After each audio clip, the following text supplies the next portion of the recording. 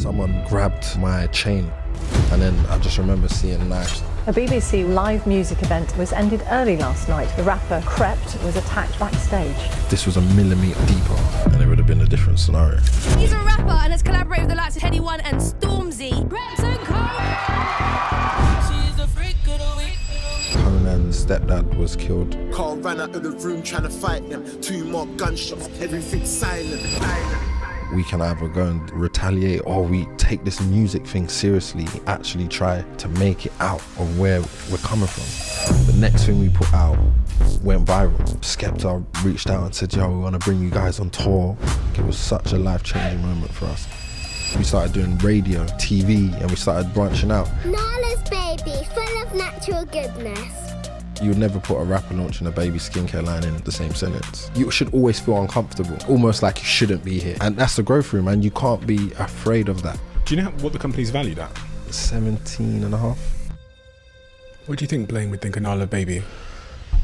Cadet, whose real name was Blaine Johnson, has died. He was on the brink of doing something great.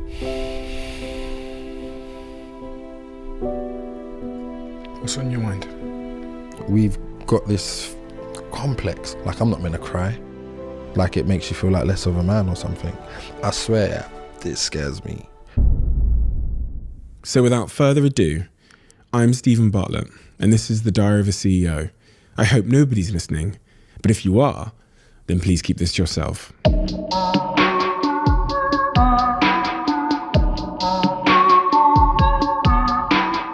Krept. First of all, thank you for being here. I think, I've got to be honest, I think you're one of the smartest looking guests I've ever had sit in the chair. I'm very jealous of your outfit today. Thank you, man. It's sick. And the designer's a friend of mine who I met in Manchester a couple of months back. But where I wanted to start with you is back in South London, back in Croydon. I want you to, if you can, give me the context in which you were raised. And when I say context, I mean, like, what were those things in your environment at an early age that ultimately shaped who you were and left those little kind of those fingerprints on your personality and character? To be honest, like when I was younger, when I was in school, like all I knew and all my friendships knew were, you know, gangs and, you know, that kind of lifestyle. That's all that we saw. Like, you know, everybody that I would go to school with, or, you know, outside of school, that's what it was. And, you know, we got caught up in a load of nonsense growing up, but I was one of those people that always saw the bigger picture, and I always thought, I don't want to end up going to jail, and I don't want to end up dying, because that's what I saw. Like I've lost so much friends due to, you know, coming from where we're coming from, and like seeing friends that I've grown up with pass away to violence or crimes, or, you know, friends. I've got loads of friends that are in jail for life, and some for even things they didn't even do. So I always used to be like, you know, when my friends was doing this or doing that, I'd always be like, you know, I'm gonna try and do this and try and do that, and because I do not want to end up in jail or dying. Like that was, you know, that's what we was used to. Like, and it's sad because it's like, it felt so normal. Like the first time, you know, I was like 13 and hearing gunshots outside my house and coming out and someone's on the floor dead, and I'm a 13-year-old young boy, and it was like it was normal. It wasn't even like something that seemed abnormal at the time. It just felt like this is how it is when you live where you live, or where you're from, and that's what it was. Do you know what I mean? And I feel like I've always had my eye on being more than that, like all the time. So when, you know, my friends was getting involved in certain things, I was like, no, I'm gonna finish college, I'm gonna go to university, and I'm gonna try my best to keep myself, you know, on a positive path. Like, and I always thought this all the time, and I always said, yeah, I'm not gonna fall into this trap, because I'm seeing, you know, my friends falling into, I'm seeing my friends going to jail, I'm seeing my friends dying. I'm like when is it? And it doesn't end, it doesn't stop. You know, new issues happen. Now you know, you got a problem with these people because of this, or like, and it's a constant cycle. And I feel like I didn't want to get trapped in that cycle. What was your family unit like? My mum and dad wasn't together. My father went to jail for a lot of my childhood. And, you know, he wasn't around for a lot of the important moments in my life, and that age where I feel like you probably need, you know, a father figure there. He wasn't, because he was in jail. And, you know, again, that's what I was, you know, seeing, and that was what was a norm to me, you know. Growing up, my mum was single, and she was just, you know, doing her best to look after me and my brother. And I feel like she done an incredible job. But there was still, I'll never forget, there was a moment where something happened and police came to my house. And I'll never forget my mum said, I failed as a mum. And I can't explain how that made me feel. And I was like, there's no way on earth that I'm gonna let those words even become a reality.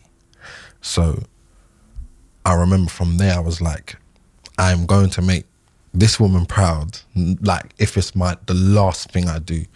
And that was a really, really big, you know, motivational moment for me. Why did that matter so much to you? Because my mum did everything she could. You know, she tried her best as a single mum. She tried her best. She always, you know, wanted the best for me and wanted the best for my brother. And, you know, being a single mum, knowing that there's bills and knowing that she was stressed and this, that, and the fourth. Like, I know she wanted the best for me, and me feeling like, you know, I haven't even tried to appreciate or repay her for that. And her feeling like a failure, even though she done her absolute best. So that resonated with me, and it really hit me when she said that.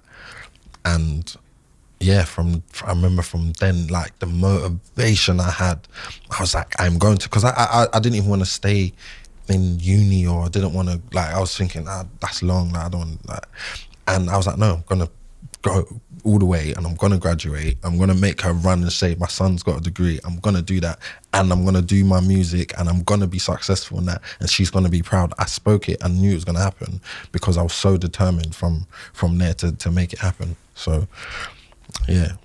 Often when you're from an environment where people are being tempted to choose a nefarious life, so when they're being tempted to choose a slightly, you know, maybe it's a criminal lifestyle or something, because they don't have the same level of opportunities in that environment. So often people look back and they can almost see how it could have gone another way for them, how they could have been tempted in that other path, because there's no doubt temptation to choose another path would have been present in that environment. When you look back on those times, can you see how things could have gone another way? 100%. Like, there was, you know, there was one specific moment that I remember when Konan had a situation where his stepdad was killed and his mother was shot. Can you tell me about that incident? Yes. You wrote about that in a song. Yes, a song called My Story, where Konan was, I think he was coming back from radio, and Konan, when Konan got back, basically there was people waiting for him, and he was walking to his door, and he had his key in his hand. And he's always been a paranoid person, so he's always like ready to put his key in, and because like he was always alert, and he's just an alert person. He's always alert, on point. And if this was probably anybody else, they probably would have died. But he was just by his door, and then he heard people running behind, and he just knew straight away. He didn't look back. He just put his key in the door, turned it, opened it, closed it. And then that's when, you know, he realized, like, okay, someone is definitely here to try and kill me. And they've got in the house, and they've basically, when they're holding the door upstairs, they've shot through the door, and one of the bullets, you know, hit Conan's mum, and then Conan's stepdad at the time ended up wrestling with them, and then he ended up getting shot and dying, and then the guys left. But you know, it was that situation that happened, and as you can imagine, what effect, or you know, that would have had on him and everybody around him. So I remember we were sitting in a car, and our friends was like, look, we can either go and do this and retaliate, or whatever it was. And I remember there was that moment of, oh, we take this music thing seriously, and you know, don't throw everything away right now, and actually try to make it out of where, you know, we're coming from. And there was that moment of like, we're gonna do the music, we're gonna focus and put our all into this, and you know, see what happens. And that was like a moment where that could have easily gone a completely different way. Like, we literally had nothing. I remember we had an argument over the last bit of chicken and chips, because that's the only money we had. Like, we had nothing, and Conan was homeless. Like, it was like probably one of the worst periods of our lives, and definitely Conan's for sure. And I feel like from there we done Otis, which was like a cover of Jay-Z and Kanye's song, and that song went viral. And it was like, it was the perfect time for something like that to happen, because we could have done that, not done what we've, you know, not done anything, and then we could have just, you know, somehow slipped back into or whatever. But it was literally from that moment, the next thing we put out, bearing in mind we've been putting out music, you know, and we've never had a moment like that before. And the next thing we put out after this disaster has just happened, the next thing we put out went viral, and everything changed from there. Literally, you know, we put this out, and then from there we ended up, you know, Skepta reached out and said, yo, we want to bring you guys on tour. And you know, for any musician, when you go on tour and do live music, it's like, for the first time, it makes you feel like you're really a musician, like I'm really doing this for real. And that was really like a special moment for us, that he's asked us to come on tour during this period. We were so new as artists. Skepta didn't, you know, we would have just done the tour for free. He didn't even just have us on the tour supporting. He paid us. Like, he paid us per show. Like, and when I mean we was like, we're gonna get paid to come on tour with you on a tour that is already sold out. He didn't need us there. And he had us on the tour and paid us as well. And it was just like such a life-changing moment for us. Like, you know, I just feel like the stars aligned or something. But you know, being in that moment where you're like about to throw everything away, to then you're on stage live with thousands of people in front of you. Like, from that transition to that, in you know, you couldn't make that up. Like, that was just it was just a crazy time. And I feel like, yeah, man, I feel like we obviously made, you know, the right decision, and yeah, we've never looked back since, man. The person that carried out that attack, did you ever find out why they did it, and did they get caught? It's weird, because we'll never know who done it, because You'll never know who done it? No, because there was two people there. All right. And one person got arrested for it, but at the end of the day, you still don't know, you know, who done it. And they got sentenced? Yeah, they got sentenced think they got found with the weapon or something like that. But yeah, there was two. So we don't actually know who's done it up until today. We know a lot about mental health these days. It's more of a conversation now. But how does, you're by his side. How does Konan deal with that? Both of his parents being shot, one of them dying. Konan is like, it's one of those ones where I can't even explain on his behalf, because it's not even something I can even comprehend, being in that situation. What I know we have done is, stayed doing music and doing what we love, and actually growing in that world, and actually, becoming someone from doing what we love, and, the success that it's brought, and all of, the great things that have happened, and, us just growing and growing and growing. I feel like that has been a major distraction from the harsh reality of what's happened in his life. Do you know what I mean? And I feel like if we didn't, have the success we had, I don't know what would have happened. It's interesting because I'm not sure if success heals. Like, you use the word distraction, it's actually the word that I would naturally use. It kind of distracts you from the pain. And then what you tend to see when I sit here with a lot of people is they still have to at some point address that pain. Or it will turn into alcohol or other things. Yeah. And we see that a lot with musicians especially, So that's kind of what I'm getting to. You've been through the same hurt, and you've lost people in your life as well. So you can kind of speak to that as opposed to speaking to Konan's situation. But how, especially in that culture, in like the black culture, and especially black men, they don't talk about mental health. Really. At all. Especially like, 10 years ago, no fucking chance. Nah, definitely what I mean? not. It's like we've got this, I don't know, complex, or we've got this thing where we're like, no, we're all right. Like, I can get through it. Like, I'm not meant to cry. And I don't know why or how or why we've been conditioned in this way, but we have, and we feel like, we don't need to talk to anybody about feeling down. Like, it makes you feel like less of a man or something. I'm not sure what it is, but, it's definitely something that's important to me, because, like, one of my best friends committed suicide, and I have no idea why up until today. So, you're talking about Nash? Nash, yeah.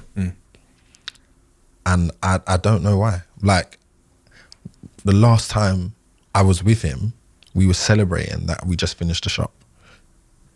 Like, bro, we did it. And he was like, I can't believe we've done it. And he was so happy. And then he was showing me, like, look at the emails I'm getting from people like that, showing interest. And he was so excited about it. But then a few days later, he jumped in front of a train. Like, what did I miss? I was with him, spoke to him all the time. Like, and it was like, and we're like this, and he didn't not once express or make me feel that he was depressed or going through something mentally. Like, I didn't know. And I'm with him every day. I didn't see it. So that's how I know how important it is, for us as men and black men to, really not, hide and cover and in our feelings and our emotions. And there's nothing wrong with talking about it or telling someone or going to therapy. Like, there's nothing wrong with that. I feel like, I don't know why, but that situation made me realize how bad it is, because I genuinely didn't see anything wrong with him.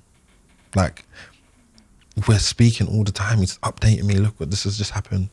I'm going here, I'm going there, I'm doing this. Like, this has just come into the shop. Got this order. Like, we're like, and then we celebrated the fact that we finished the shop and it was built. So for context here, this is when you launched Krept and Konan? Yes.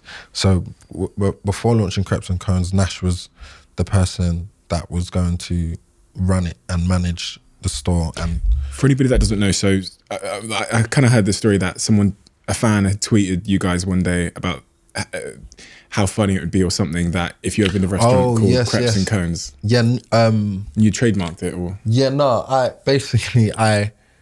I can't remember. I had a conversation with someone one time, and like I remember the name came into my head, and then I just tweeted one time. Right. I tweeted in 2014. I said, one day we're gonna have a restaurant called Krept and Konan. And I just thought it was a sick idea, sick name, sick play off of the name. But in 2014, I never had anything. So it was a really big, just putting it out there. By the way, one day, I don't know if this is ever going to happen because I'm not in a position to make this happen. But I feel like I will be one day. And I just put out the tweet, and then I saw people like, "Oh, that'd be sick! That'd be sick!" Loads of retweets. Oh, that'd be sick.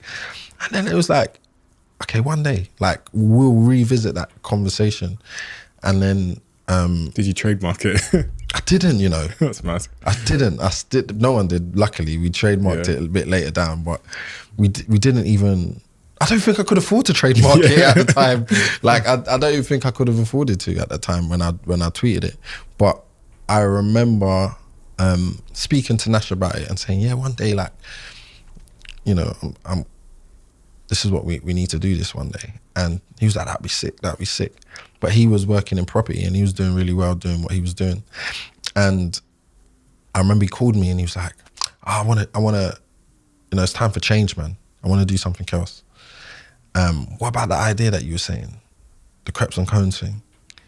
And I was like, yeah, let's do it. And this was at a time when I could do it. And, and Konan was like, yeah, let's, like, he already, it was something that we wanted to do. Do you know what I mean? So it was just like, who are we going to get to lead this for us? Because obviously we're musicians. We need someone that, and when Nash broke down, everything that he had been researching, learned, and, people that he was going to get on board to be a part of it and this, that, and the fourth, it was just like, this makes sense, let's do it. And there's no better person to do it with than one of our best friends. Do you know what I mean? And so we decided, yeah, we're going to do it. And yeah, that was a nightmare in itself. Like, just building a shop, like having builders going missing, or, people trying to be middlemen, skimming off the top and this, that, and the fourth. And taking advantage of you because you're musicians as well, right? So we probably ended up spending triple what we should have spent on building it. And it took like a year. Like me and Nash was probably sleeping in that shop. There was days we did sleep in the shop because we had to deliveries and the next day, and we need to get this done, and we need to do that or do this, and then we didn't trust any builders. We didn't trust anyone, so we had to be there while they was doing it to make sure they're doing it in the way that we told them they're going to do it. Because we'd leave them, they'd come back, and then something's not done, and it's like, what have you been doing in the last week? And it was probably just the worst, like, experience in terms of our intro into this business world. I hated it. Like I'm not gonna sit here and say like, yeah, it was great, and it wasn't. I hated it. I put my back up, and it was like, okay, I know stepping into this world, I'm not gonna trust anyone now. And that restaurant really changed me as a businessman. Really changed me as the way I think, and the way I approach things. And how? In terms of like, before, if somebody would come to me and say, this is how much this costs to do this, I would probably be like, okay, sounds reasonable, let's do it. Now I'm going to ask 10 other people and get other people to ask another 10 other people and gauge if this makes sense and this is the right thing to do or not, or I'm getting the best value for money. Before, I wouldn't do that. And I do that with everything. It's like I'm double checking everything, every aspect. Is this the best kind of thing to do, or is there a way I can do this in a better way for the same price? And it's just made me like that, and I feel like it's turned me into a bit of a monster. Not a monster, but like I'm just really not the same person I was when I was making, Krept and Konan. That's what adversity does, though. You build a callus, and that becomes like self-defense, right? So more than anything, you want people to know that you're going to ask those 10 questions before they even come to you. because then they won't try it. So you're playing self-defense, which is what I do as well. It's like, if you know I'm going to ask 10 questions, you're not going to give me the bad price the first time you come up. Because you know. Every time I interrogate it, even if I end up saying yes, I'm going to ask you all kinds of shit. Yeah, I get that a lot now, like from people that I use and work with, and they're like, oh, here he goes again on his tangents and asking 101 questions, and I'm like double checking everything. But that comes from experience of being burnt, right? Being burnt, yeah. And we felt like we was burnt really badly on Krept and Konan. What did it teach you about business? Because that was your first real like foray into business. I mean, you had like the apparel brand before then. Yeah, we sold like a lot of merch, which that was what actually helped us make the money to invest in our music. So selling the apparel, the merch and stuff like that, that's what we actually ended up getting money from to invest and do music videos and do that independently. But what did that because that experience setting up a restaurant, I mean, I used to work in a restaurant when I was my mum's restaurant when I was young, so when I was 7, 8, 9, 10, 11, 12. The chaos of customers and complaints. Chaotic, like that because someone said to me when I was like, I'm doing a restaurant, it was like, that's like the hardest business to get into. Why are you doing that? Make money. And I was like, really? Like I didn't. And then it became extremely harder for us because, Nash was our guy, and, us having Nash getting the staff, hiring everybody, dealing with everything, accounts, this, that, and the fourth, and he was our guy leading this.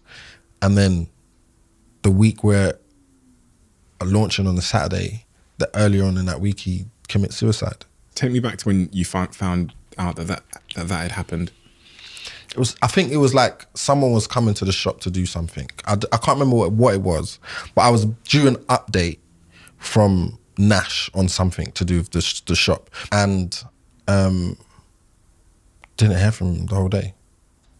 And I was like, this is odd, because he would usually update us on everything. Like, oh, this has happened, and he was so excited. Like, oh, imagine this has happened. I found the sickest bartender. Oh my God, I found the sickest chef. Look, and it was just like loads of that usually. And we're a week away from, launching. We couldn't hear from him the whole day, and we was like, where is Nash? Like, wow, have you got through to him? And we're asking, like, what's going on? And we're messaging him, trying to call him. And then when we was at the restaurant, I got a call and someone was like, it's Nash and he's dead. And I was like, and he was like, he jumped in front of a train. Like, I'm even more confused because one of the last interactions we had, we was walking across the road, and I remember the bus was coming, and he grabbed me and was like, get out the road, like, what are you doing? Like, and he's like, and I remember him going, bruv, don't do that to me, you scared me, like that kind of thing. Like, the bus was coming and he grabbed, like, it was a moment of, oh, the bus was coming. Like, straight away, I was thinking about, I was like, there's no way he did that, because I remember, like, why would he do that? How? What was wrong? Why didn't we see it? Like, there was so much questions. Like, and I just remember breaking down outside Notting Hill, like, tears, crying. I was like, there's no way this is real. And then we was gonna just cancel the launch, and then someone close to him was like, he wouldn't want you to do that. And we made a decision and said, you know what? We're just gonna do it. We ended up having to find, all the people, the staff, people that he was contacting, and try and get hold of them to keep this thing going for launch. And I managed to kind of get majority, but not everybody, or everything in line that he had prepared. We're grieving and we're launching, and we don't know what we're doing all at the same time. So, and the day is launch day, we've got the mayor of Croydon coming down, cutting the ribbon at the shop, and the whole time I'm thinking about Nash. Like, Nash should be here. We're taking a picture. Nash should be in this picture. Like, when we open these doors, I don't even know what's going on. So people thought we was there because of PR, and we're in a restaurant serving people, doing this, doing that. No, we wasn't. I wasn't in there because of PR. I was in there because I had to be in there, had to work in there. I had to, like, I was literally working in that restaurant, you know, cleaning toilets, you name it. I was doing everything, you know. And people thought it was a PR thing and was doing it for PR, and it genuinely wasn't. Like, I didn't know what I was doing. And it was scary, man. Like, it was like, we've literally just launched this massive thing. The queue is from here till the end of the road. Like, I've never seen anything like it. The queue was so long, and it's like, all these people are coming to eat here. Oh my God. And, you know, we're going through this, and, you know, it was like a bittersweet, but mainly bitter, because, you know, it was, you know, in the restaurant world, you're dealing with people's emotions. You're not dealing with, forget your emotions. You got to deal with the staff's emotions. You've got to deal with the customer's emotions. If your chef is not in a good mood today, he's now going to burn this rice, or he's going to do something maybe out of character or something. And so I've got to rely on my chef's emotions every single day, even if he's going through his own issues, and it's not just one chef, there's 2, 3, 4.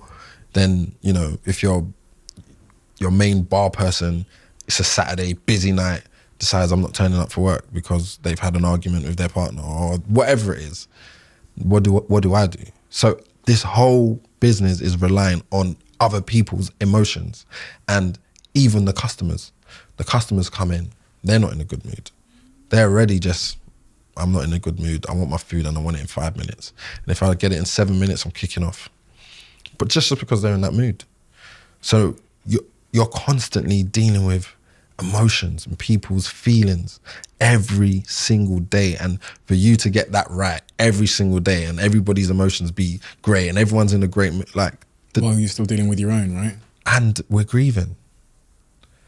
Do you know what I mean? And I remember COVID happened, and then it was just like, it gets even worse. And our restaurant was, you know, it was about coming in there, vibes and experience, music, drinks, this, that, and the fourth. And that was what it was. So it wasn't like takeaways. Like, you know, everyone's like, yeah, just adapt and do takeaways. Yeah, that's fine. But our whole business was built on vibes, and we did like Sunday events, and it was really an in-person, that's what we created. But the restaurant done so well, it managed to, you know, survive throughout the COVID stuff.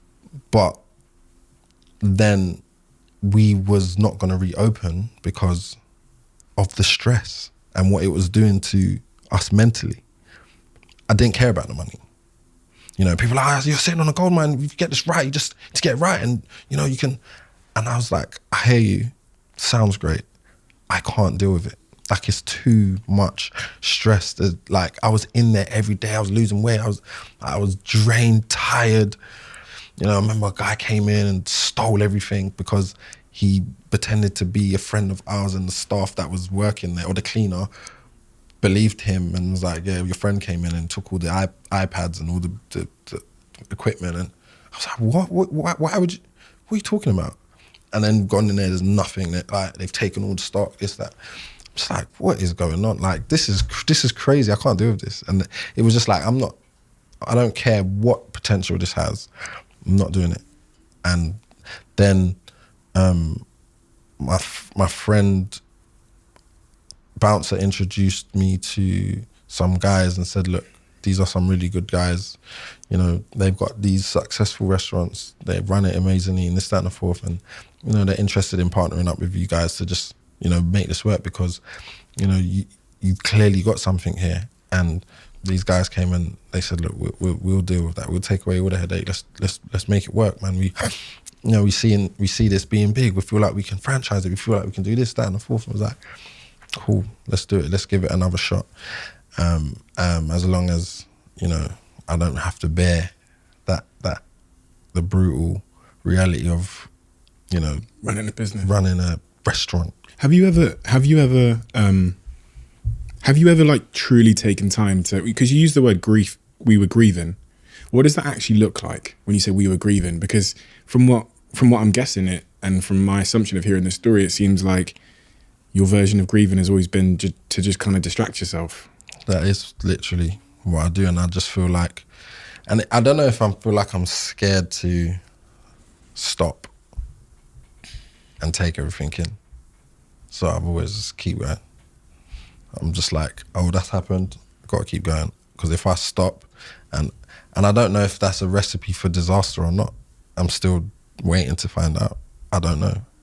When Nash passed, it was like, I felt like, okay, I've got to make this work now. I've got to make Krept and Konan work, because what? There's this, like, he'd done so much and we spoke about so much, and, you know, this can't just die in vain. I feel like through the stress, that was one thing that made me just feel like, you know, I'm just gonna do it. It was only being forced by COVID to stop everything where I've sat down and was like, this... Do I want to start this shit again? Yeah, do I want to do this again? Do you know what I mean? But what kept me going was that, and yeah. How are you feeling though? Because again, you know, you keep yourself busy, you keep yourself distracted, but what's going on behind the mask, like underneath the hood? Everyone on the surface, you know, you're keeping up appearances to keep the ship moving, but how are you actually feeling? Like when you go home at night and when you do have those moments to yourself in the car, like how are you feeling?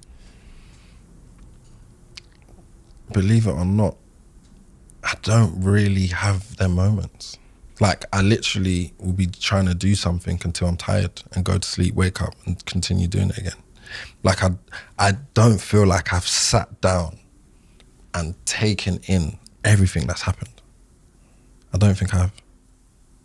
And I swear, it scares me, because I'm like, you're taking in so much, you're taking on so much, and all I do is just, you know, keep working. I keep doing this, I keep doing that. But then I feel like, you know, I've got a lot of positive, you know, even, I don't even call it distractions, because it's my life. So I'm not really being distracted, because this is my life and this is what comes of it and this is what I'm doing and this is what I love doing. And I'm doing that. But at the same time, I'm dealing with a lot of grief, like a lot of it. And I haven't sat down and, you know, taken it all in and said like, wow, like, how am I feeling? Because I'm always just trying to distract myself, I guess. But have you ever seen moments where that grief, all the things you have been dealing with have caused your behavior to change in an unpleasant way? That sometimes is one of the indicators that there's something underneath going on. Kind of like what you said about yourself. Just, you know, there's, when you're dealing with things, maybe the first thing that might go, I mean, some people start self-medicating with alcohol or whatever it might be, but then other people, you just see changes in their behavior. They might get a bit more angry. They might be a bit more cold, a bit more distant, a bit, you know what I mean? Have you ever seen any of those symptoms in yourself because of the grief? Yeah, I think cold. And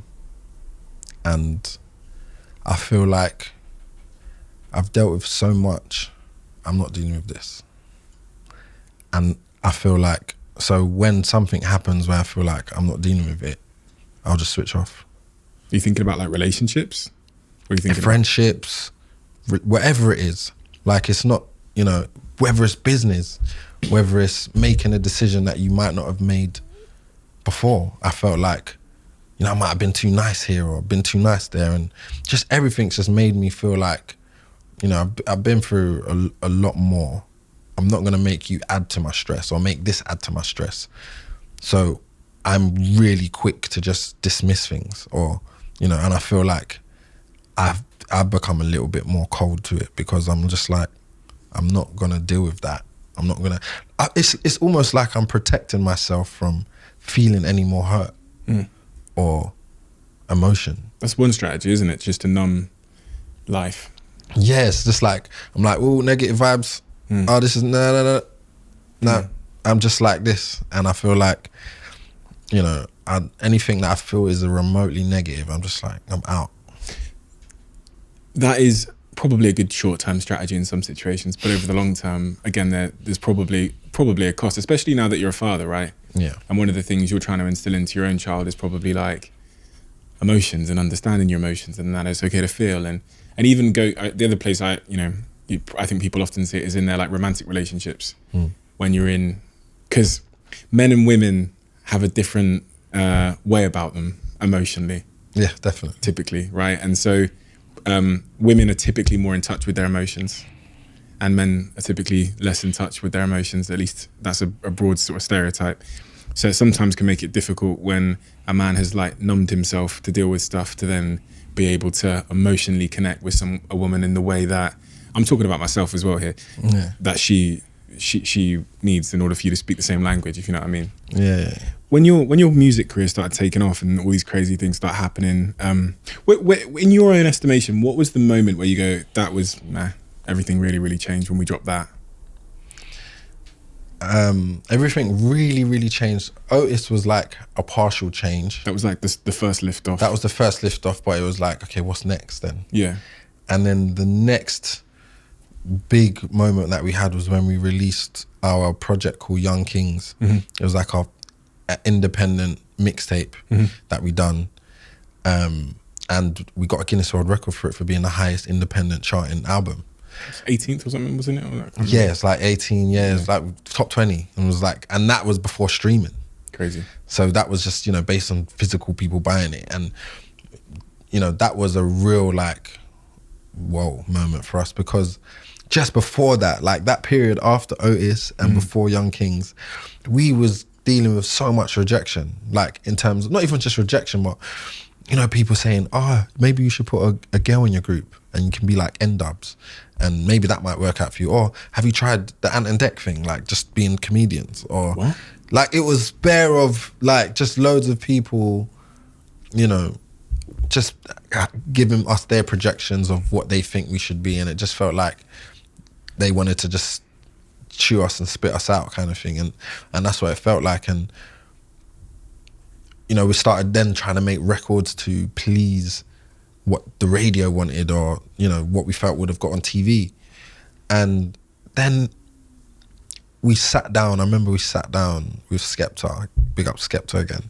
We sat down with Skepta and we was like, yeah man, like the labels, man, they're trying to make us do this, or they want this kind of sound. And I remember Skepta said, just sat Skepta and Jammer, it was in Skepta's house, and he was like, forget radio, forget TV, forget record labels, just do you. Do whatever it is that you want to do. There's independent pluggers that will plug you to radio themselves. You don't need a label to do all of these things. Just do it yourself, put it out yourself, like don't watch, and then they're gonna come to you. I'll never forget he said that. He said they're gonna start coming to you. That was like a really important moment for us, where we released our project and the music that we made was just like what we wanted to make. And we made Don't Waste My Time. And when we made Don't Waste My Time, it was like, it was purposely made to be like, yeah, we don't care what anyone has to say. This is the music we want to make, or we're going to say what we want to say on the song, and you lot can't tell us anything. I'll never forget when we put it out, it just went crazy. Like the song started going everywhere, performing it. Then, the song ended up on Creed, the movie, and like, Out to Bellows entrance song. Like it was a massive moment in Creed. And it was like, we'd done all of this with a song that we knew, like we just thought this is what we want to do. Don't Waste My Time. Yeah, that was Don't Waste My Time. And we was just like, yeah. Like, and then as Skepta said, everyone ran into you now. Everyone was like, oh my God, want to sign record labels left, right, center. Oh my God, like throw a checkbook. So yeah, we want you. And then it just really was like a really 360. And then we started doing radio and, TV, and we started, really branching out. And people were always like, how did you get into that? But the reason why is because we always over-deliver on little opportunities. So we got a radio opportunity to do with Apple, to do a show that they've been doing with everyone. So not everyone, but like a selected few of artists, everybody gets, I think, like 6 episodes. And then they move on to the next artist. We ended up on episode 36 or something. But it was because we was like, we got this opportunity. We know how everybody else has done these shows and what they're expecting, which is, they're not expecting much from us. But what if we make this a sick show? What if we go out of our way, bring other guests on, have games, let's do fun things, let's make this entertaining and actually make this show a good show. And that's what we did. So our show was nothing like what they expected. We went above and beyond. We had everybody coming on our show, from Americans to Swiss, French to, you know, the Daves to AJ Trey. Like, everybody's come on our show, and we didn't have to do that. We didn't get any extra to do it. We just said, we're gonna, you know, take this opportunity and make the most of it. And from that, you know, they kept offering us more shows and more shows and more shows. And then someone, you know, brought up the TV show, the Rap Game, and said, like, who do you think? And because of our radio show, and like, they was like, no, these guys would be great for this. That opportunity came to us, and someone recommended us to do the Rap Game. And then we ended up in TV. But that was all because we just put that extra bit of effort in a small opportunity. And I feel like a lot of people, you know, don't even think like that. Like, some people think there's an opportunity here. This is what's expected of me. This is what I'm gonna do. And I just don't live by that. And Konan, we don't live by that, because I feel like if you over deliver and show what you actually can do in any situation, what can come from that is gonna be a lot more. And it's always worked. It's so true that you can take when someone presents you with an opportunity, it's almost like what you see there. Some people will see an opportunity, but if you look behind the opportunity, is a set of dominoes. Yes. That if you flick the first domino and you succeed in the first opportunity, there's this cascading set of opportunities that arise from it. But if you don't do a good job on that first domino, hitting that first domino hard enough, you'll never start the sort of, you know, the knock-on effect. And I see that in everything that I've done, even becoming a dragon, or, you know, because it's very easy when you become a dragon just to fall in line, right? Just to sit there. Yeah. But for me, it was like, here's an opportunity for me to really try and express myself. Exactly. You know what I mean? And I noticed that when I watch it, I'm just like, I'm so glad he's just being him and saying like what he truly feels, and not just like, it's sick to see. Do you know what I'm saying? Because it's funny, because I'm not saying it was maybe it was a little bit conscious, but my thinking is, look, I can get kicked off the show anytime.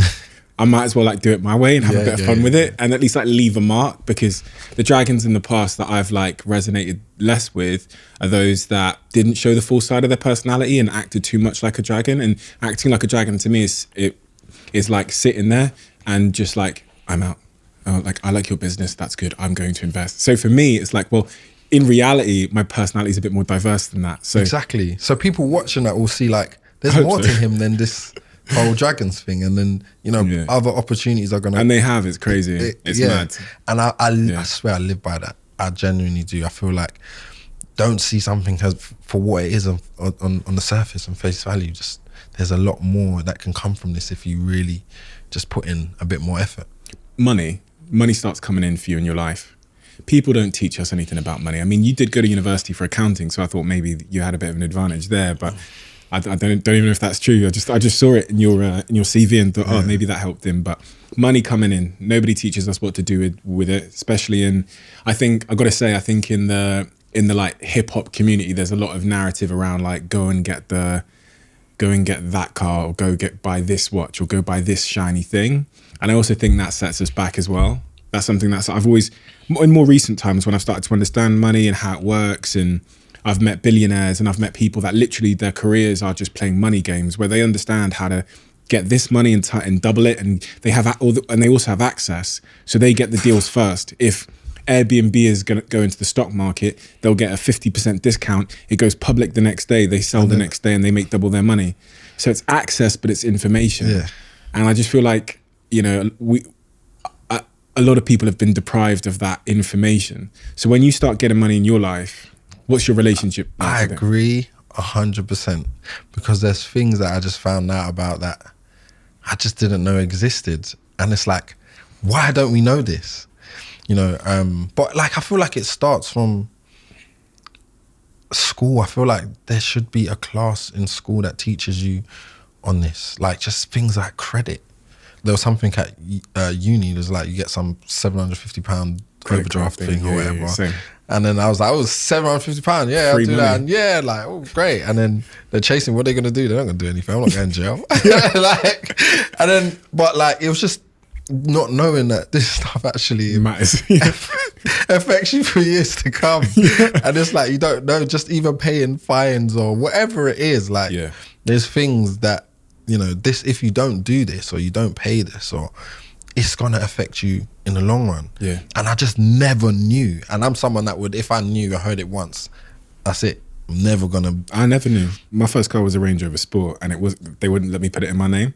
So my business partner had, because he had credit, he put it in his name, and then so I was driving around in this Range Rover Sport, living in a 7-bedroom house with a tennis court, and I honestly, they wouldn't lend me 200 quid. Because I destroyed it when I went to uni. I dropped out of uni straight away, but I'd gone and I'd got these overdrafts. I just blown them. It's like they set you up for it. Like, I swear to you, it's like, because I know so much people that's gone down that same university path of, they offer you this big shiny £750 like that you don't have to pay back, and it's interest free. You do have to pay it back, but you have to pay it back. But like, the way they coat it is in like, you know, it's free money. It's a trap that we fall into because we don't know the consequence of, if you don't do this, then this happens. And I just feel like it stems from us. I feel like this being something that we should learn in school. Like, you know, before we start taking credit out and start doing things that affect our credit, we should be learning about it. But there's nothing that, you know, really teaches you that in school. And you know, all my peers or my friends, and none of us knew nothing about credit. And I just think, why is it like so hidden, or why is it not really projected? Is it a parent's role to tell them about credit? And you know, I feel like now it is, because it's probably become a lot more of a thing nowadays. But yeah, and just things like, you know, when you end up in this world of business, and you know, there's things that you find out about, you know, like EIS, SEIS, and stuff like that. And I just couldn't believe this stuff existed. And it was like, yeah, when you know, if you know, I've got someone, Jason, who invested in Krept and Konan and stuff like that, and you know, had no idea about EIS and SEIS, and that he could get, you know, a percentage of his investment back, and you know, from tax that he's previous. And it's just like, what? Why don't we know about this? Like, why is this, you know, there's so much, like, even research and development, you know, you being able to claim money back from that. And it's like, a lot of people have probably watching this have no idea what I'm talking about. And it's just like, why?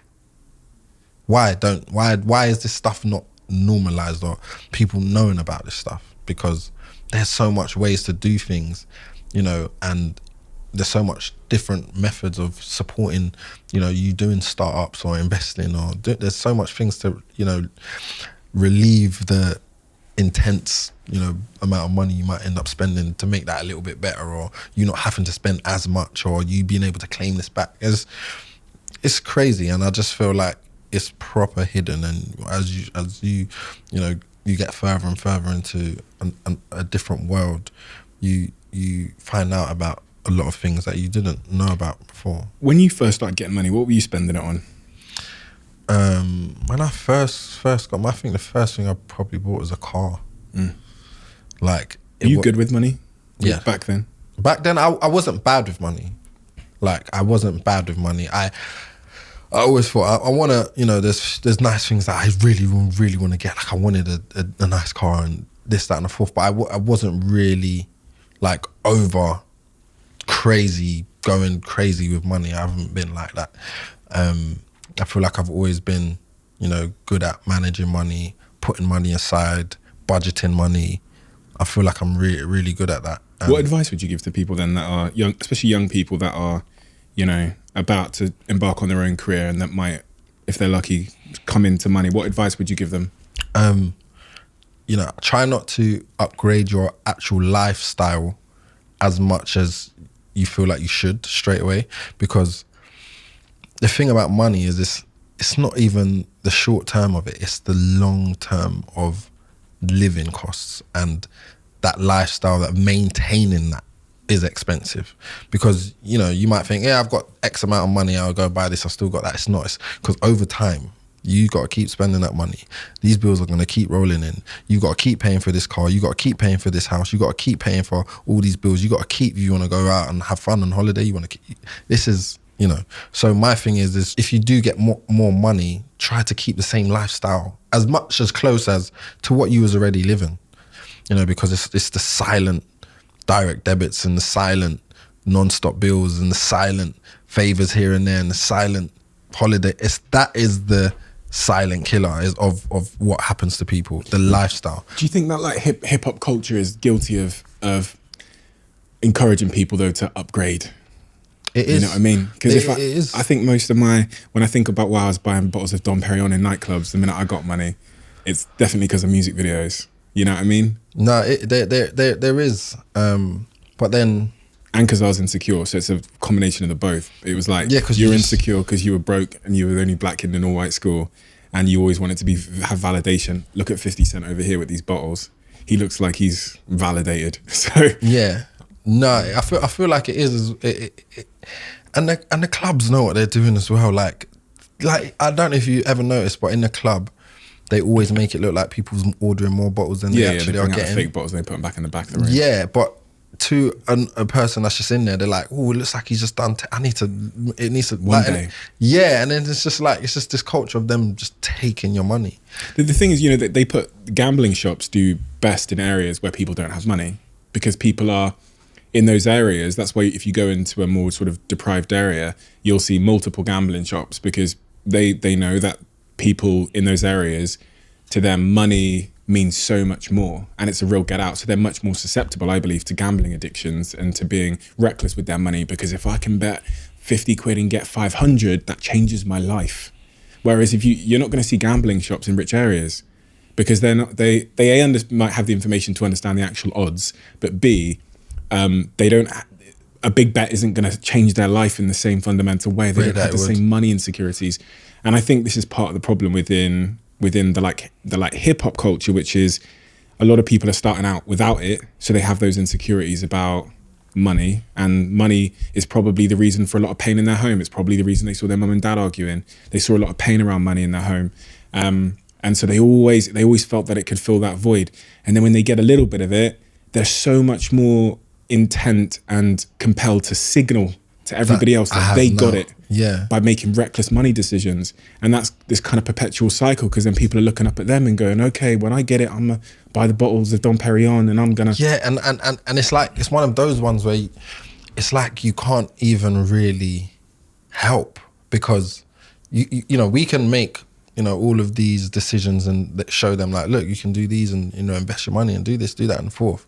But to someone who is coming from nothing, that has just got this big fat check from a record label, you're going to tell me not to go and buy a watch or not to buy a chain and match everybody else that's looking, you know, that, you know, everybody, all the girls love and this, that, or whatever it is that their reason for feeling they need these things or these items. Like, how do you tell them, no, don't do that, do this? Well, I think part of it is people like you who've been through that, who they trust. Because if someone else says it, they ain't going to listen. If their mum or dad says it, who ain't been through that process, who ain't made the mistakes, says it, they're going to listen. I can't tell you the amount of times I've spoken to like young artists and said, don't go and just splash your money, or you don't need to go and buy these things or buy that, or you don't need to do it. And they're like, yeah, but I need the chain at least, like even maybe if it's just a chain, or I need something to look like a rapper. That's what I'm saying. So it's like self-fulfilling. It's a cycle. Yeah. Because they're going, well, if I don't get the chain, then I'm not that rapper who I want to be someday. So if that rapper that they wanted to be someday was talking about investing and starting companies and all that stuff, they might be saying, I need to invest this money in the stock market, or I need to buy a property because Skepta's just bought, you know what I'm saying? But the issue is, you know, they need to understand that is a longer game. And it's more about the future. But as a rapper that might blow up now, they're going to get these bookings and be on these television programs and be in these clubs and be in these parties with the artists that are shining, that have the good watch on, that has this, they are going to be around that. So that's immediate. You know, so telling someone, you know, forget the immediate, think about the long term. but they're in the media every single day and witnessing the immediate now. How do you tell them to ignore that? It's hard. So even when I sit down and have don't get me wrong, like there are a lot of people that do listen and, do want to do other things, and, that have come and asked me for advice and asked me to introduce them to this person or that person, and I'll always do that. But there's definitely been a lot that's like, no, but I definitely need the chain. I need to at least have, a bust down Rolex. I need it. Like, I need a bust down. Like, everybody's been saying, you watch all the, big artists in the world, they've all got crazy chains on. Like, you look at Hove, Jay-Z, he's one of our biggest, the people that we look up to as a musician and a businessman. He's got on a sick watch every time I see a new picture of him. Or he's got, what I'm saying? He's got a big chain. Like, there's still that element. I feel like for artists, the compromise is both. Like, go and do that stuff, but you still need to do that stuff. Don't just do everything and buy, spend your money and splash your money on cars and jewelry and this. Don't do that. Maybe, if you want to get your little starter pack and, be on your way, cool. But don't, go and spend all of your money or a big chunk of your money on that. Like, if you want to do that, do it in, either stages or do it in, you don't have to do it all at once. I guess I understand the point as well that, like, this is branding at the end of the day. It is. But behind Jay-Z, you do have one hell of a portfolio. Same with Diddy. Like, you have an unbelievable property portfolio, art collection. He's made crazy bets, but you're right. He, especially in them early days before he was Jay, he did. Like, and it's branding, innit? And it's hard because I feel like for a lot of new young artists, knowing everything they've ever wanted was to be like that rapper they're watching and become, to then turn around and be like, no, don't do that. I completely agree. I feel like they have to go through it. What they wanted though was to be validated, and they wanted to fit in, and they wanted to be accepted. Because when you go through it, yeah, you're right. It's like, oh, you're yeah. But is there not? That's what I'm saying. Like, this is so systemic that it's not as easy as it sounds like I'm making out. Like, it's a really deep systemic system, yeah, like which is held in place. Like, and I realized that when I've tried to have conversations and tried to be like, yeah, no, this is what you need to do, and if you want me to introduce you to this, you should put your money into this, and they're just like, yeah, okay, all right, and then they go and buy the next, chain that, or pendant or whatever it is. Well, what you're doing now is the best possible thing. And that, exactly. And like, it's a lot deeper than just, a brand. It's more the fact that what kind of brand, what you are, and showing them that, okay, I can actually do anything then.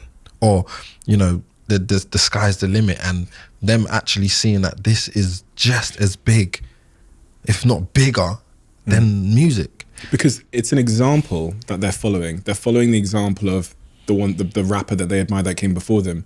So words are fucking great, right? Whatever. Like, they're not as powerful as an example. Actually, exactly. That's what role models are. Yeah. So it's just actually going and doing the things, and them seeing it. And they'll be seeing all this stuff you've been doing, not everyone will be seeing it. And they'll be thinking, okay. Yeah, and it will spark a lot of people to think, you know what? Let me do that idea that I had in my head a year ago. Yeah. Like, why not? Because, me being a rapper, to launch, you would never put a rapper launching a baby skincare line in the same sentence. Like, it's just, it doesn't make sense. Even though it makes so much sense for my life because I have a child and a daughter, and it makes sense. But just the fact that I've turned that into something, and then them actually seeing that, okay, what it is actually a good thing. Like, it's not, I feel like there's one thing putting your name to a brand or saying, this is my brand, go and buy it. And then actually another thing, actually bringing something out that in that market, there's a crazy demand for, and they're actually loving it. For anyone that doesn't have the context, you've launched Nala's Baby, which is a a child skincare Yeah, skin and hair care range. named after your Our daughter, Nala. Nala. Yes. And this is actually how we first met, because I was filming Dragons Den in Manchester. We were both in this restaurant called Tattoo. It's one of my friend's restaurants. Great restaurant. Go check it out. One of my favorite restaurants actually in the it's country. banging. Yeah, It's banging. it's sick. Yeah, it's banging. And you came over and said, you introduced yourself, because I think we'd been had DM'd on socials, yeah, but we obviously never met face to face. And that's one of the first things you told me about. You said, I'm launching this brand in a week or two or whatever it was. And you after that, you sent me the deck of it. And I couldn't believe it. I was sat there with Peter Jones and Deborah Mead and all the Dragons. I was like, man, this guy's fucking launching this sick brand and it's going into 400 boot stores. Because I've just been in the den all day listening to entrepreneurs trying to figure out how to get into, like, I don't know. They're like having one of them's having a meeting with Boots and they're just getting like blackballed or they're getting like sidelined or whatever. And for you to come up to me and be like, oh, yeah, we're in 400 boot stores. I'm like, that's the investment I was looking for all day. Do you know what I mean? I've been looking at hand sanitizer and you got all the shit set up before you even dropped it. You had 7 figures of investment. You had this cap table, these investors that are celebrities and that are, big names and that are legit people. And you said, yeah, I'm about to drop this brand in a week or two. In 400 boot stores. I couldn't quite believe it. I was like, that's mad. And why isn't everybody talking about this? And then a week or so later, everyone was talking about it. Yeah, because I hadn't announced it then. Right. It was still, I was basically like a week or two away from actually announcing it. Right. And so it was like, it was one of those ones where it was like, even explaining it to you, I was like, you're probably thinking, how come I've never heard of it or why? But because we hadn't announced it at that point, but the amount of preparation that went into even just the announcing to the launch. How long did that whole project? 2 years? 2 years. Right. Like 2 years before Nala was born. Basically how it started was Sasha, who's Nala's mum, was pregnant with Nala, and she became really like, I want everything natural, we're having a baby, I want the best for her. As mothers do you know what I mean? And she got introduced to an app. It's like a product rating ingredient app called Think Dirty. So it rates products from 0 to 10. So 10 being the absolute worst and 0 being the cleanest. So we're getting, baby shower gifts, and loads of people are giving us gifts, and loads of them are products and, skincare, hair care products. So we're putting all of these products in the app. And all of these products, they're claiming this, that, and the fourth. And a lot of the products are coming up as 8s and 5s and like looking for the 0. Like, is there any zeros here? Like, because it literally rates each individual ingredient. Oh, so 0 is a good score? 0 is the best score. Okay. So that means it has 0 bad ingredients in there. And like it highlights each ingredient of what number it gives each ingredient and how harmful. And you can click on it, it gives you the details. It's really detailed and thorough. So I was like, there's no 0 rated like baby range in any of the brands that we're getting, because all the brands was like they're available in all the high street retailers and stuff. So I'm just like, nah, this can't be right. And she was just like, I don't want to use anything on her when she's born, because why is there no...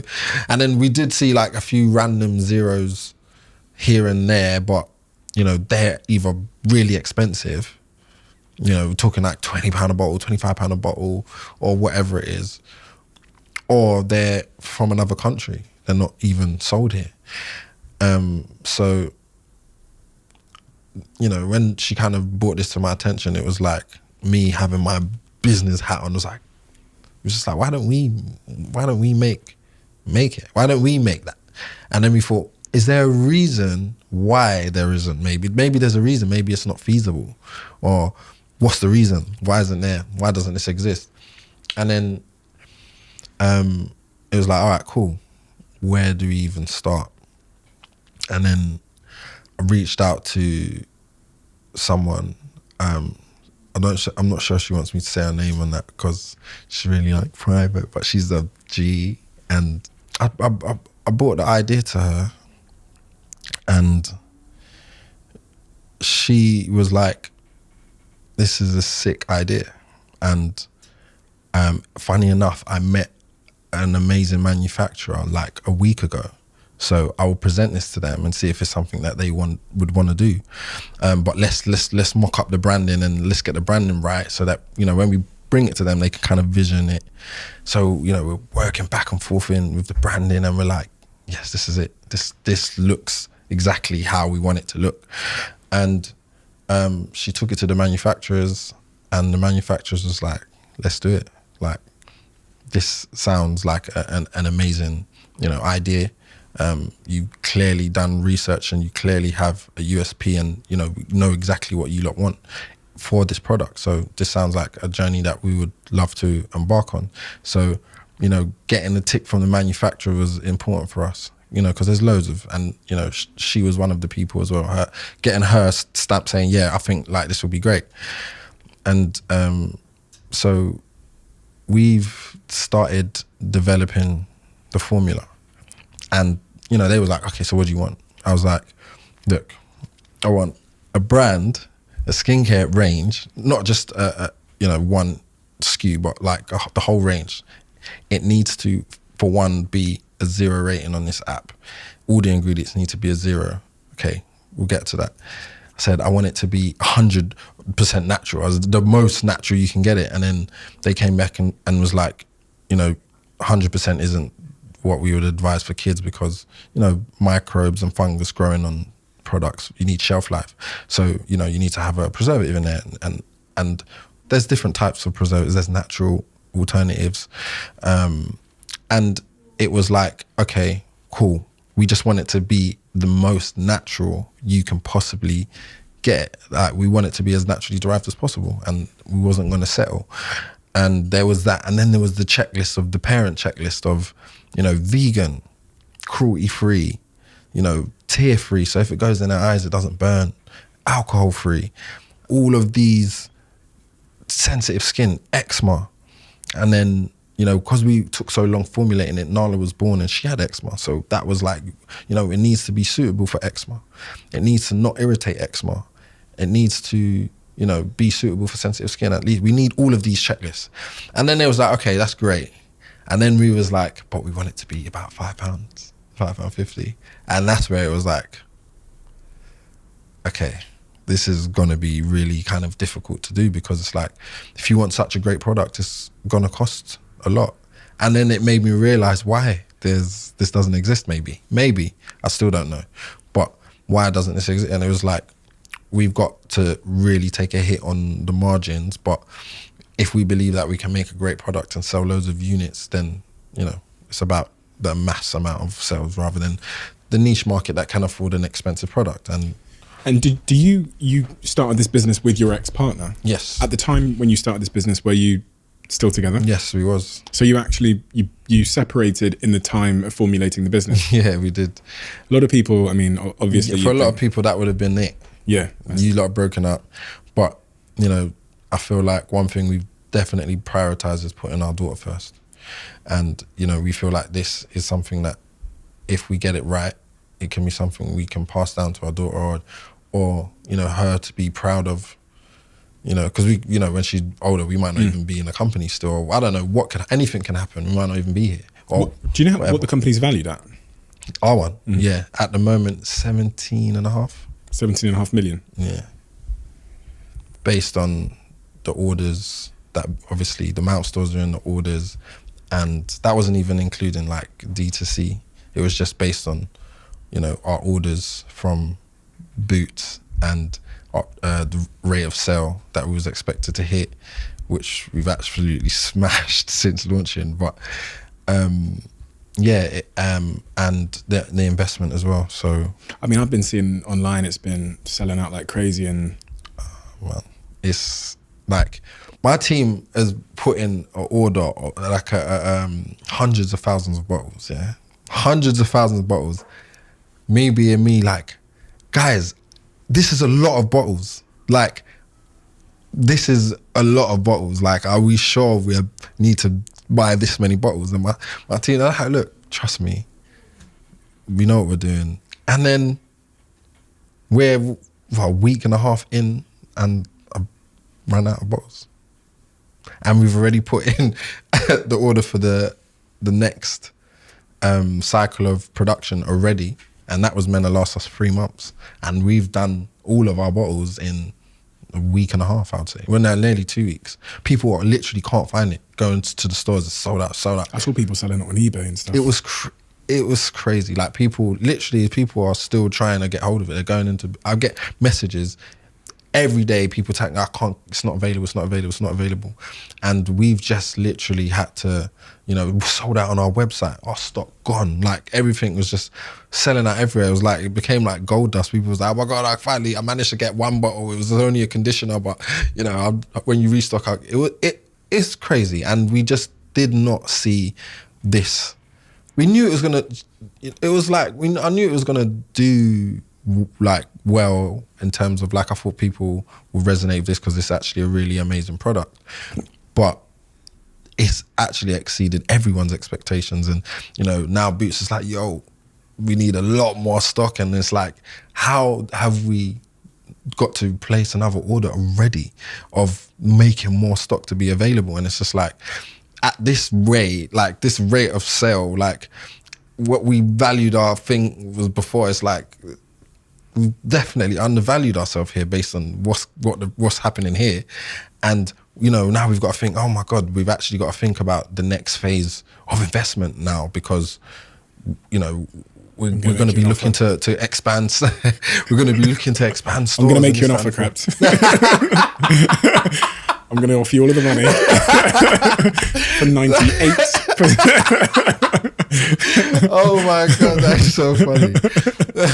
So yeah, man, like we're literally just in awe of like everything that's happened, and everybody coming in and trying to make it work, and Boots cooperating, and really being like supportive of everything that's going on. And what have you learned?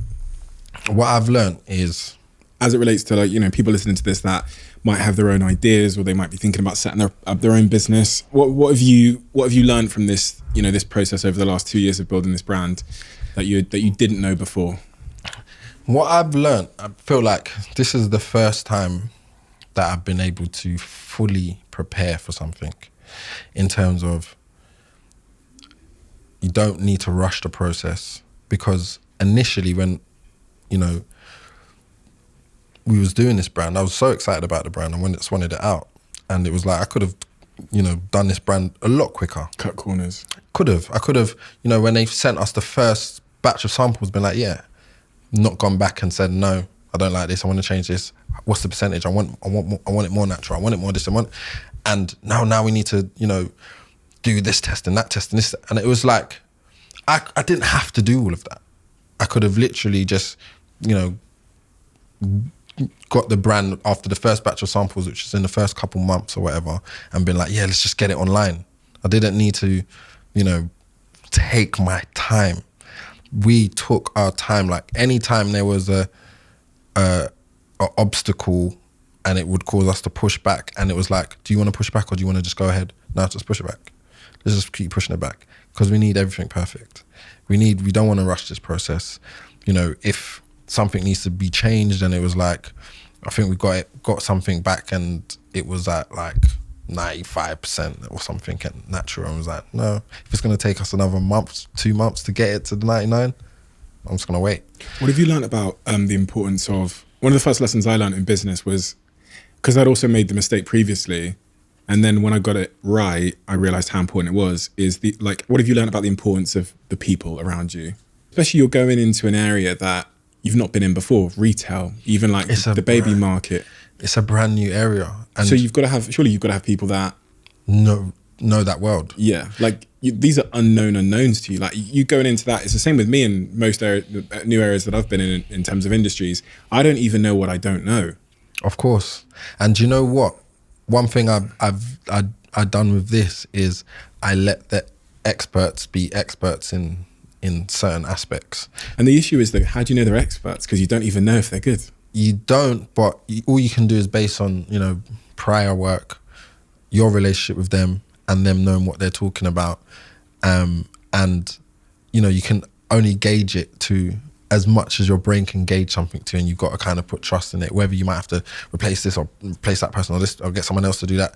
It happens in business all the time. But, you know, I feel like I've been a good judge of character so far, because everybody that's been in my team from the start is still here now. Isn't it funny how good people hire good people? 100%. And bad people hire bad people. 100%. It's probably the single biggest thing I think I could impress upon anyone from this conversation as well, because I know you said you've had that experience with Krept and Konan. It's just like, there'll be young people thinking about starting a business, and those first decisions about who they do it with will be the single biggest predictor of their success or failure. As far as from my experience, like 100%. Those first few people, if you take your time and really be ambitious with the talent you align yourself with, you say, do you know what, why can't I work with the best person in the world in this? Not just Dave, who ain't got a job and he's got time on his hands, who I know went to school with. Like, why can't I find the best person in the world and inspire them to come with me on this and to fill my blind spots? People don't do that. 100%. And also, the other reason we don't do that, and why I didn't do that when I started my business, is because I don't think I can manage the best person in the world. Someone even double my age. I don't know what the fuck I'm talking about. So how am I going to tell them what to, you know what I mean? And that's an insecurity. That means we just go for Dave. 100%. I can't remember who said it. They were saying something like, if you're in a room or around people where, you know, you feel like you shouldn't be there. I can't remember where I was watching someone say that, and it was like, you should always feel like you shouldn't be here. Like you're the dumbest person in the room. Yeah, like you know, if you feel like you're the smartest you person shouldn't in the be. room. Yeah, then you shouldn't be in, and you should always feel uncomfortable. Yeah, like as in like almost like you shouldn't be here. Yeah. Like, and those are the rooms that you should be in, or those are the people that you need to be trying to, you know, bring on the journey with you. And that's the growth room. Yeah, and that's the growth room, and you can't be afraid of that.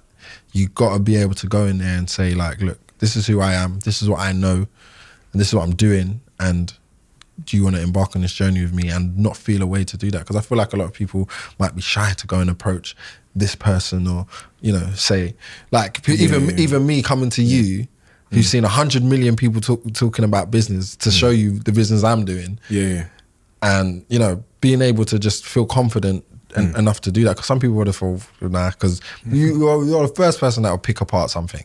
Do you know what I'm saying? No, like, okay, so this doesn't make sense. Like, so I was just like, you know, but I've learned to just be that person and not be afraid to, you know, go and approach someone who might be 10 times more expert in this field than me. And I don't feel scared to do that, because that's the only way I'm going to grow.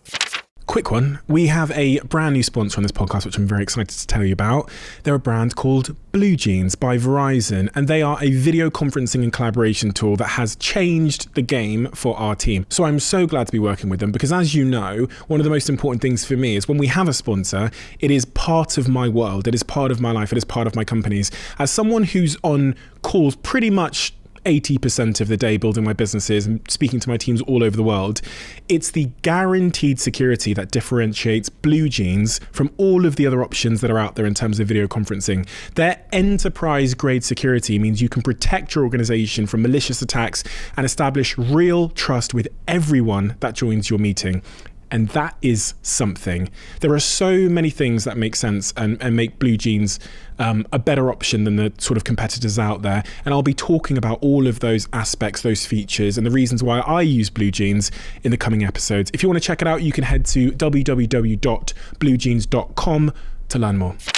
For many years, people have been asking for a coffee flavoured Huel, and quite recently Huel released the iced coffee caramel flavour of their ready to drink Huels, and I've just become hooked on it over the last couple of weeks, and now I'm drinking that as well as the protein. Make sure you try the new ready to drink flavours. The caramel flavour is amazing, the new banana flavour as well is amazing, and obviously, as I said, the iced coffee caramel flavour has been a real smash hit. So check it out. Let me know what you think on social media. I see all of your tags and Instagram posts and tweets about Huel. Back to the podcast. I want to talk to you about music as well before we finish. One of the things that I almost couldn't believe, because it just feels like the most unfortunate timing ever, is that you're attacked backstage. Yeah, I was backstage, and then like loads of people just come backstage, and then they was asking about someone who I had no idea what they was talking about. It was just a mad, confusing whole. And then someone grabbed my chain, my cadet, my cousin, and then I just remember seeing knives like literally like my jacket was like, it was crazy. Like all I remember is seeing I had to fight my way through it to get through the door, to close the door. But yeah, and then I looked down and then my jacket was just full of rips, and then I looked at my leg and it was soaking, my hand was bleeding, it was crazy.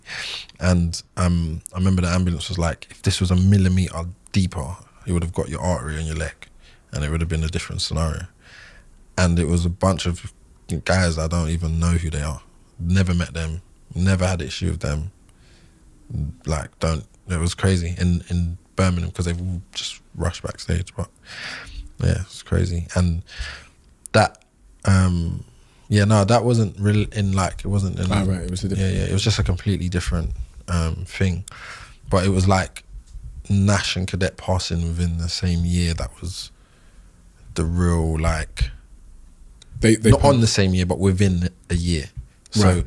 Nash passed in the summer of 2018. Then Cadet passed 4 days after my birthday. 5 days after my birthday. Right. Cadet passed in February. So who's for people that don't know, who is, I mean, Cadet in and of itself is Cadet, very well known, very well loved, but who is Cadet to you? Cadet is my cousin, my first cousin. My dad and his dad are brothers, and he was a musician as well, and he passed he was just having his break record, and his record was growing, and he was really in his, that moment where you're about to and he was there, and he passed away in a car accident on the way to a show, which was just it was crazy because just a few weeks prior, my uncle, Cadet's father, just told us he'd been diagnosed with a brain tumour. And that I remember him just saying, and I don't know what I'm going to do. And that was the last, so we began mentally preparing for my uncle. And they're saying, the doctors are saying that, I've got a couple months at max. And we was trying to get through that. And then 2 weeks later, Cadet passes in a car accident on the way to a show. And he was in a full car and he was the only one that passed away. Which was it was crazy, and it just makes me feel like, if something's destined for you, then it's destined for you, because there was so many variables that could have changed that situation in terms of, he was coming around a corner, a blind corner, and the guy that was driving was drunk, driving a van, and they crashed on the corner on a country road. So if Cadet was 10 seconds later or 10 seconds earlier, that wouldn't have happened. And there was variables of, he missed the cab before. So they was meant to get an earlier cab, but he missed that. Then they had to call another one and then get in that cab. And then the other variable was they wasn't even meant to get a cab there. They was meant to actually just drive to the show, but the person that was meant to drive them couldn't end up making it. So then they've had to go there and then, get a cab. And there was so much different and it just was 10 seconds, 5 seconds even. So it was a drunk driver that hit drunk the driver, taxi. Yeah, he was drunk, and he drove head on into the taxi, and the car was full, and he was behind the taxi driver, and the impact on his head is what killed him. He was more than just a cousin to you, though, wasn't he? Yeah, he was my whole life. We grew together, as in, my mum was at his birth, his mum was at my birth. From day dot, we've been like this, and we grew together. We done everything together, shared so much first memories together, and then we had a little moment or period where our relationship became rocky because I started being successful in music, and he wanted to do music as well. And because it was the same argument with him, it was like, you need to go a bit more hard with this music. You need to do this. You need to do that. And so we invited him to Wireless. We was performing at Wireless Festival, and was like, just come, like, get inspired. We're about to perform. It's gonna be sick. And he came, and I remember he was like, I'm so charged. And then he got in the studio. He was like sending me loads of music. He was like, it was a whole different energy. And then, you could feel that energy, being resonated with, fans and the audience. And then he started really building this, following. And he was really great at storytelling. Like, he was an amazing storyteller, and people loved that about him. And he, it just started all happening for him. And then before he died, I remember he done he put like a clip of him doing a song with another artist called Dino. Like, they put a clip up, and then I remember Konan was saying to him, like, turn this into a song. Make this a song. Make this an actual record. That song now has gone, to be platinum, selling, and it was independent. And, we was having those conversations about money. He was like, because we was like, look, this song's picking up. You're about to see really good money. And he was like, yeah, but it's not here now. And I'm saying, yeah, because it takes a while to get processed and for you to receive it. And he was like, shall I sign the record? Shall I sign it to a label? Because the label will offer me, 100 grand, 150 grand right now for it. I'm saying, no, this song is already doing what it's doing without any label. Just do it independently and just let it build, and you'll make so much more than what they're offering. And he was like, all right, cool, that's what I'm going to do. And then the song just kept getting bigger and bigger. It's silver. 200,000 copies, 300,000 copies. It was just growing. And then, he was finally having that moment where he was about to, break through. And then he had the accident. And then it was just like, everything just came crashing down. And that was like, within a year of Nash passing away. And Nash was like my best friend. And then Blaine passing away, Cadet's name's Blaine, passing away, within months after that. And I've just lost these two pillars in my life within a year, whilst being told my uncle's gonna die. Do you remember where you were when you found out? Yeah, I was in Dubai. My partner at the time, Sasha, took me to Dubai for my birthday. And I was packing and walking in the lobby to go to the airport to come back. So I was on the way back to London, and then my friend CJ was calling me. But the time that it was like 2 a.m. or 2 a.m. in London, and I think it was like 6 a.m. where I was. It was like 4 hours difference or something. But I just remember looking at the phone, and thinking, because CJ doesn't call me, but he's really close with Cadet. But so he doesn't call me like, as in like he was not one to call me at that time of night for anything. So I'm looking at my phone, and I don't know how my brain processed that there was an issue in such a short time. And he called me. I was like, the time in the UK is 2 a.m. CJ never calls me. Why is he calling me? Something's gone wrong. Him and Blaine are like this. Something's gone wrong with Blaine. And I answered the phone. I'd just done all of that, like, straight away. I was just like, this doesn't make sense. And I'm answered the phone, and he's literally crying on the phone. And I knew straight away, like, I didn't know how, or I just knew that something was wrong. And it was to do with Blaine, because he's calling me. And he's just crying on the phone. And I'm just like, what? And then he said, he's gone. And he didn't need to say Blaine, Cadet. He didn't need to say that, because I knew exactly who he was talking about. And then he said, but he wasn't talking properly. He was like, car crash, like, he's gone. Like, and then I just remember, like, I ran out of breath. I had to lean on something. Like, my breath was going, like, I felt like I was literally gonna drop down and faint in the middle of the hotel. And I was just, like, I didn't even know what to feel. Like, I'm about to get on a plane. I've just found out my cousin's passed away, and I'm, you know, stuck in an aeroplane. Like, this whole time I'm just going through customs and doing this.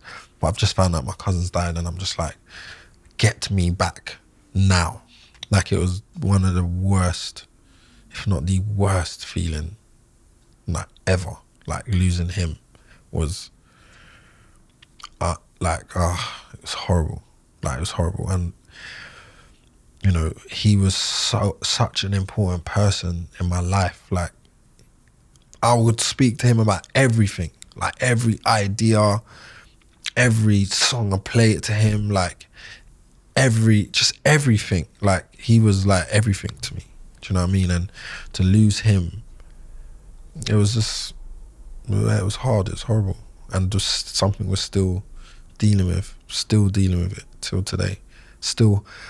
I haven't even taken my foot off the gas since, to sit down and actually take in that he's not here. Up until today, I haven't. Do you remember the last thing that Blaine said to you? Yes. The last thing he said to me was, just know that I love you for real. And I've got your Gucci socks for your birthday. That was the last thing he said to me. And I was congratulating him on getting his first apartment, because he just got his apartment, and he was like, yo, I'm really starting to feel like a rapper now. Like, I'm starting to feel like, and he was like, I've got these Gucci socks here for you when you're back. Meaning I was in Dubai. And that was the last time we spoke.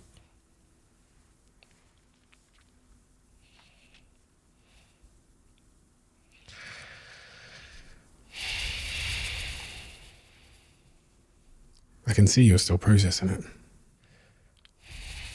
I am. What's on your mind?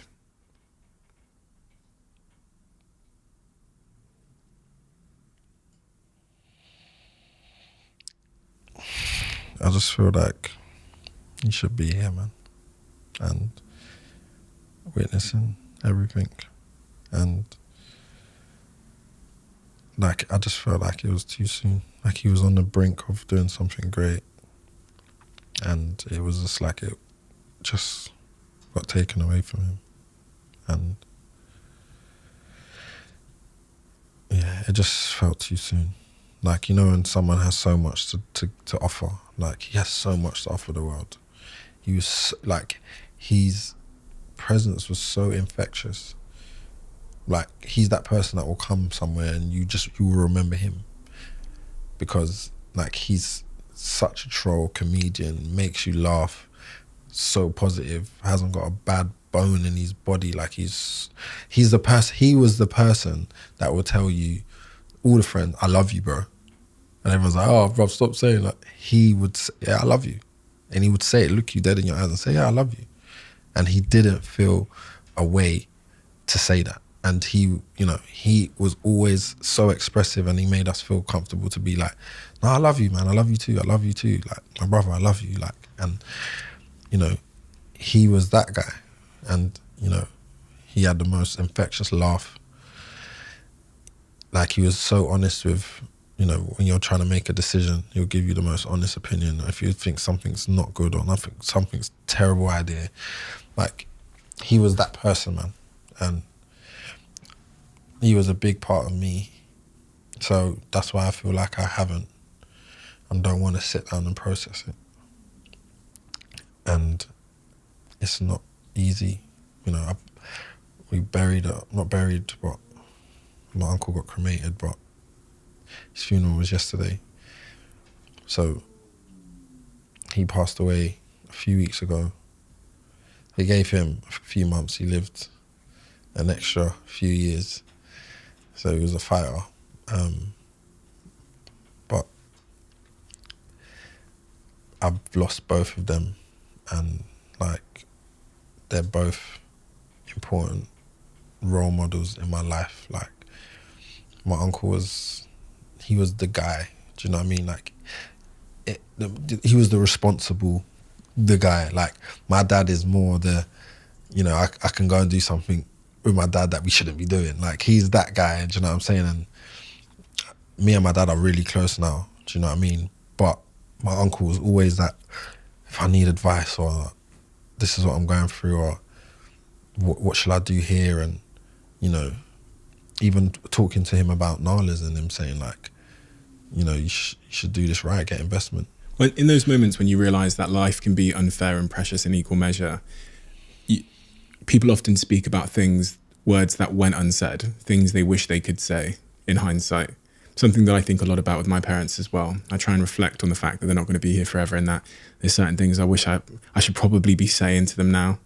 That at some point when I realise, which life teaches us in the most unfortunate ways, that life is finite, it's not guaranteed, and it is precious, that we realise when it's too late, and people, as they say, get the roses after they can smell them. Definitely. Is there anything that you when you reflect on words you wish you could have said to him, or you wish you could say now that comes to mind? Is there anything where you go, do you know what, I wish in hindsight, now I know how precious life is, I wish that this had been different? Or no, but he did teach me a very valuable lesson, because otherwise I would have had that regret and that would have been eating me up until today, was us sorting out our little issues that we had and becoming close again and not letting that drag out. Because if we didn't, I would have lived in regret for the rest of my life. The fact that I didn't, you know, we didn't hug through it and turn our page and get on with what we are as cousins, blood and family, and you know, we've been in each other's lives forever. We trust, love each other. Like, if I didn't rectify that situation, we didn't rectify that situation, how would I have felt? So it's definitely taught me from there, when I have issues with people that are close to me or arguments with family members, just forget that. Sort it out now. We've got to sort it out now. Let's argue, let's scream at each other now, but let's do it now. And let's hug afterwards. That's what it's taught me. I don't want to, you know, live in regret and think, like the last conversation we had was, we was arguing, wasn't even talking. Our words were harsh, or, you know, because that can happen. And also other little moments of spending time, you know. I feel like, especially even after yesterday and just seeing my family that was at Blaine's funeral, at my uncle's funeral, and thinking that if this was me, these are the same people that are going to be there for me. This is who I need to be focusing my time and energy on, because these are the people that care the most. Not saying no one don't care, but as in, these are the people that are going to be here if this happens to me. These are the people that are lifting my uncle's casket, that is going to go and lift my casket. This is where I need to really focus and spend my time, because everything else is great, it's lovely, but you know, anything can happen to me, and that means nothing, and then it means everything to my family. Do you think you need to confront some of those things that you've kept yourself distracted from confronting? The grief, the loss. Yeah, I do. And how do you think you'd go about doing that? Because I've heard you speak about and encourage other people to go to therapy before and have those conversations. But from what I was able to ascertain, that's not something you've done yet yourself. I haven't done therapy. I'm not. I just felt like, you know, if someone feels like they want to go to therapy, don't feel weird by going to therapy. I don't know why that was even seemed as weird at a stage, or not even weird, sorry. It used to be stigmatized. They didn't go to therapy, maybe you're crazy therapy, or something. Yeah, like whatever it was, but it's not, it's normal. But I haven't done it because I feel like I'm on this treadmill. Yes. And that's why I haven't done it. And I feel like therapy is going to be the thing to make me actually take everything in. And I feel maybe I'm scared to go therapy. Maybe. But I feel like I should. we have a closing tradition on this podcast where the last guest asks the next guest a question. They don't know who they're writing it for, and I don't get to read the question until I open this book. So,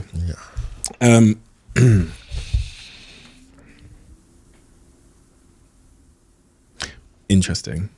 These are always quite difficult because they're always quite profound. But when was the last time you changed your mind about something life-changing? I think the last time I changed my mind was Nala's baby. The fact of, we just broke up and we had that, we're not going to do this because it just don't make sense. And then having that, you know what? Nah, we've got to put our daughter first. Change my mind. Let's do it. And it was like, okay, cool, let's do it. And, I feel like what we're about to achieve with that, God willing, was a life-changing decision. It's interesting because when I reflect on the story you've shared with me today, there was another moment where you had to make a big decision, sat in that car after Conan's family was attacked. Yes. And it's funny in hindsight how you can see how a decision just in the opposite direction that could have happened through emotion in the moment, a decision not to choose maturity or to put something more important first, could have sent your life in a completely different direction. And yes. Just for temporary feelings, a decision you can make a permanent outcome. And it's just like, think about it. Krept, thank you for your time. It's been incredibly inspiring to meet you, to get to know you, to see what you've done. And I don't know, I feel like life might have, made us cross paths for a reason, because I was thinking a lot about a lot of things to do with like money and investing and how to be a better role model for the next generation of people and young people from slightly challenging backgrounds. And then I'd met you that day. You were doing this incredible thing with Nala's baby. And it was like the universe had conspired to inspire me at that exact moment to make sure that your story and what you're doing becomes the role model, becomes the thing that young people are aspiring to do. Because not only did you have huge success in this one area of hip hop music and rap and those things, but for you then to go into a completely unexpected, a slightly bizarre, to be honest, lane of like babies, the baby wear industry. It's the most perfect example of like resisting your labels. Your labels told you to be a rapper, to rap. But in resisting your labels, you went into a completely different area where you're absolutely not allowed to be, according to society. 100%. And for you to make a huge success there, I think, is the best evidence we can all take on for our own lives, that we are not our labels. We can do anything.